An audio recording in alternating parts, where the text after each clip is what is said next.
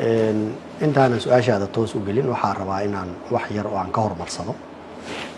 shaqadaas qiimaha badan ciidamadu qabanayeen waxaa hoos socotay oo maaragta ka shaqaynaynay wasaaradda iyo taliskaba inaan maamulka iyo maareynta ciidanka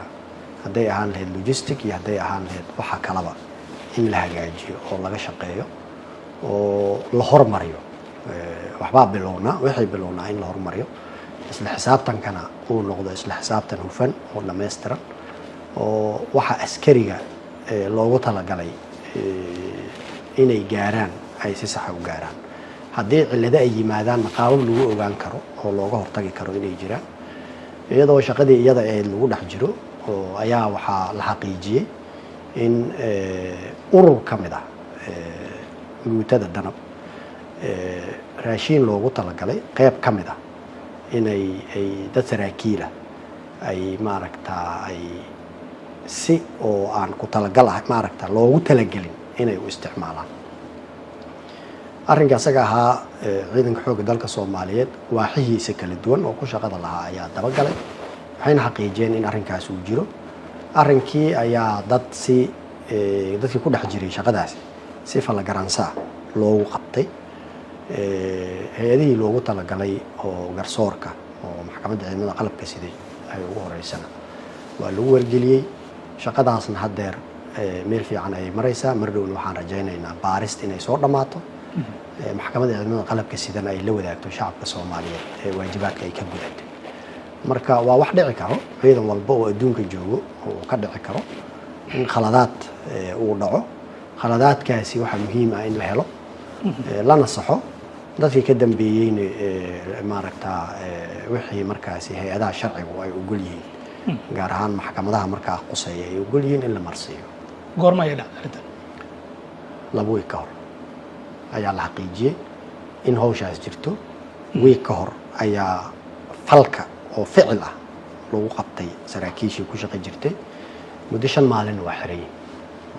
waxay ku jiraan dadka xiran tiradooda ay mise dadka xiran tiradooda haddeer ma rabo inaan halkaan ka sheego laakiin waxaan rabaa baaritaanka gudihiisa waxa laga yaabaa tirada inta hadda xiran inay ka badato inay ka yaraatana waa suuragal laakiin dad oo darajo sare leh ayaa ku jira way raashinka suuqyada miyaa la geeyay suuqyada la geeyaa way dadka qaar waxay leeyihiin arrintan waxaan ku lug leh dad mas-uuliyiina oo qaarkood darajooyin sare haya ma jirta arrinta horta sideedaba ciidanka xoogga dalka Soomaaliyeed waa ciidan ballaaran wuxuuna ka kooban yahay unsuro kala duwan waxa laga hadlayo waa hal guuto lambarkeeda waa taqaanaa dadka haddeer annaga raadka galay oo falagarasahana lagu qabtay baaritaankana uu ku socdo rag waaweynaa ku jiro laakiin meesha allaale meesha ay gasho oo hawshaasi ay maxkamadda ciidamada qalabka sare hay-adaha waxbaara ay la gasho ayaa lagula xisaabtamayaa dhammaystirkeeda laakiin intaan hadda ognahay oo la xaqiijiyey inay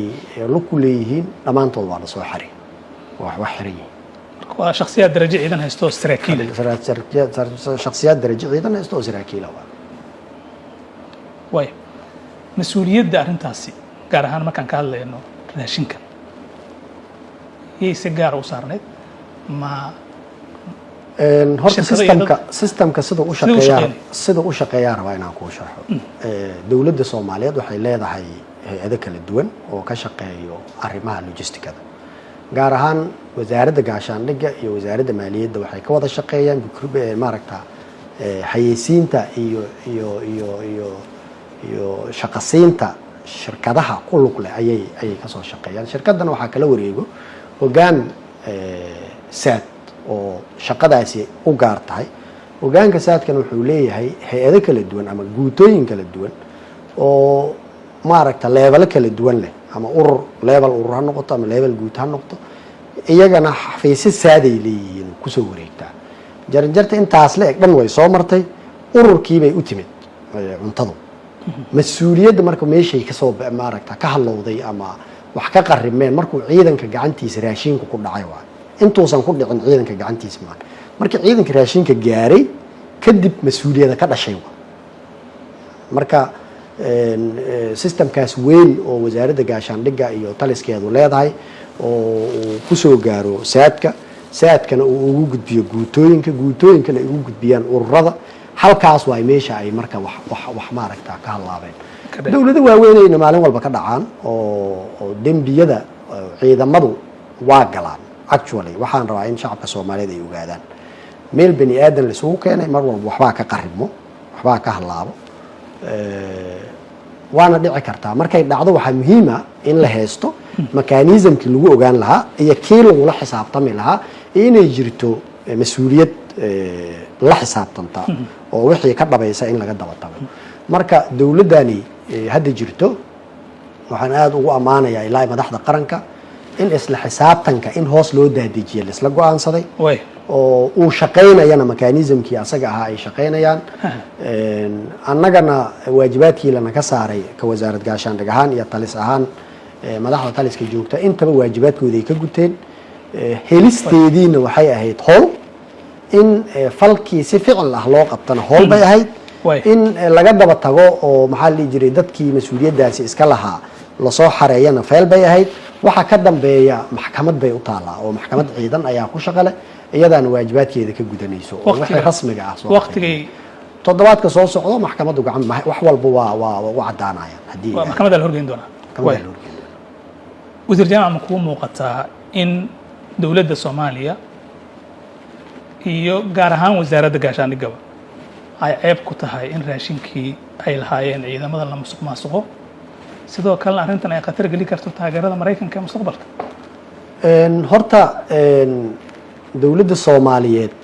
imkaaniyaadkeedii iyo waajibaadkeedii ay gacmaheeda ku jiraan mashruucda iyo systemku u ogol yahay inay shaqeeyaan asala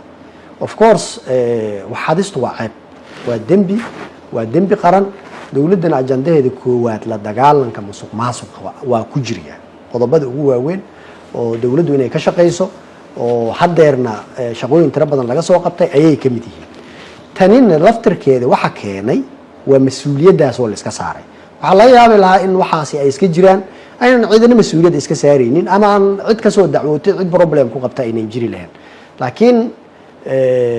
ceebuhu noocaan oo kale ah marka ay dhacaan dhicisteedii laftirkeeda marka ay dhacayaan in la ogaado ayaa waxay ku tusaysaa in isla xisaabtan dhaba uu jiro deen marka la ogaado oo waxaasi ay jiraan in haddana falkii asagoo ficil ah inaad aragto ka shaqeyso cilmi gaar ah u baahan tahay aad soo ogaato deen aad maaragta ficil ahaan haddana dadkii ku dhex jiray aad soo cadayso kadibna ku maxkamadayso marka khaladaadka noocaan oo kale way dhacaan ceeb weeye dawladnimadana ceeb ay ku tahay qof allaale qofkii ku lug yeesha ama waxyaabaha noocaas oo kale ah dawladnimada dhexdeeda ku sameeyana qaab adag ayuu ka mutaysan doonaa